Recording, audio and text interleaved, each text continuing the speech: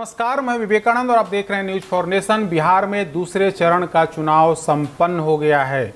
सुबह 7 बजे से शाम 6 बजे तक मतदान था, तो अब मतदान समाप्त हो गया है, यानी कि दूसरे चरण के तमाम प्रत्याशियों की किस्मत ईवीएम में कैद हो गई है।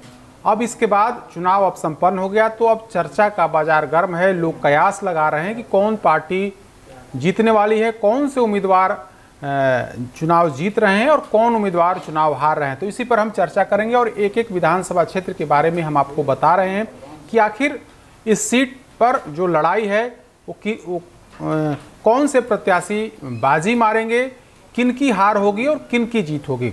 तो हम राजधानी पटना की से शुरुआत करते हैं और राजधानी पटना के दीघा विधानसभा क्षेत्र की हम चर्चा करते हैं। दीघा विधानसभा क्षेत्र में हालांकि जो पटना का जो शहरी सीट है, उन तमाम सीटों पर बीजेपी का कब्जा है, लेकिन इस बार के जो चुनाव हुए हैं, यानी कि 2020 में जो आज चुनाव संपन्न हुए, वोटिंग परसेंट काफ़ी कम है।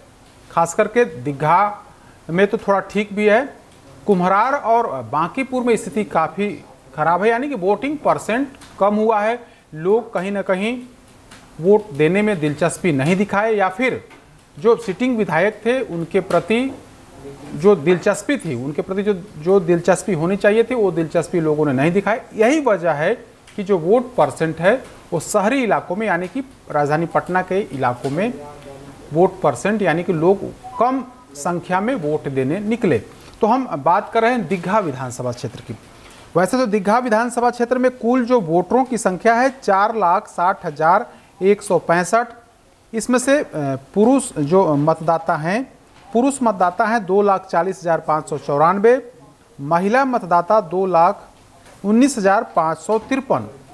लेकिन इस बार वोटिंग का प्रतिशत काफ़ी कम हुआ है, करीब करीब 50% के आसपास वोटिंग हुई है। हालांकि चुनाव आयोग ने भी स्पष्ट फिगर नहीं दिया है, लेकिन जो जानकारी है, जो लास्ट अपडेट आया उसके अनुसार हम आपको बता रहे हैं करीब 50% के आसपास वोटिंग हुई है।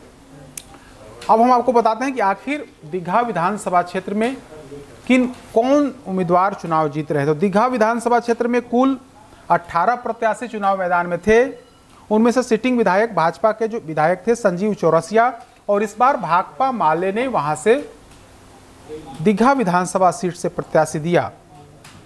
रालोसपा के संजय कुमार सिन्हा भी चुनावी मैदान में थे, लेकिन जो जानकारी है, आज जबकि वोटिंग समाप्त हो गया, लोग घर से निकले और लोगों ने वोट किया।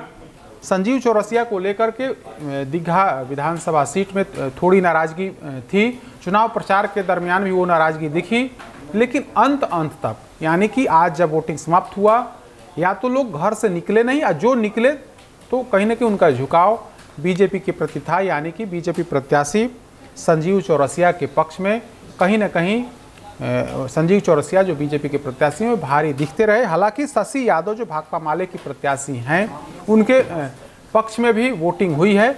लेकिन अगर हम कुल मिलाकर कहें कि किन की स्थिति बेहतर है, तो यह जो जानकारी निकल करके सामने आ रही है कि उसमें संजीव चौरसिया भाजपा के जो कैंडिडेट हैं उनकी स्थिति बेहतर है। हालांकि फाइनल रिजल्ट के लिए तो 10 नवंबर तक इंतजार आपको करना होगा, लेकिन जो जानकारी है, जो चर्चा है, जो कयास लगाए जा रहे हैं, उसके अनुसार संजीव चौरसिया की स्थिति दीघा विधानसभा क्षेत्र में बेहतर है और वे चुनाव जीत सकते हैं।